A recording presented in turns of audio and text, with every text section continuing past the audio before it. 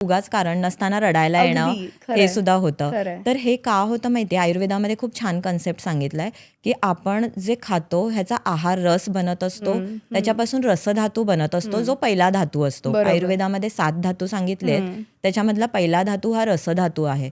तर रसधातूचं जेव्हा क्षीणता म्हणजे हम्म, त्याचं डिप्लिशन होतं ना किंवा कमी होतं ना रसधातू, तेव्हा असं सिम्पटम सांगितले आहेत, की शब्द हम्म, असहिष्णुता. म्हणजे आपल्याला ना काही शब्द किंवा कुणाचा आवाजसुद्धा सहन नाही होत, हम्म, इतपत म्हणजे हम्म. ती अवस्था असते. आणि हेच मेनोपॉजमध्ये किंवा प्रीमेनोपॉजमध्ये हे बघितलं जातं, की रसधातूचा क्षय होतो. हम्म. त्यामुळे त्या स्त्रीला चिडचिडेपणा व्हायला लागतो.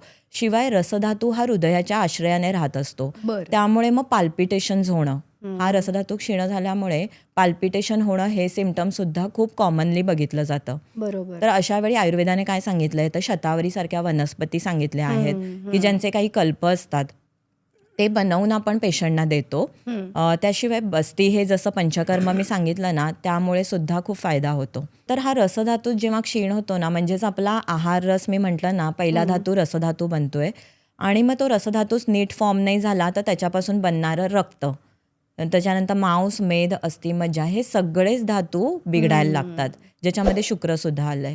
हां, तर ह्या सगळ्या गोष्टी बिघडायला लागतात.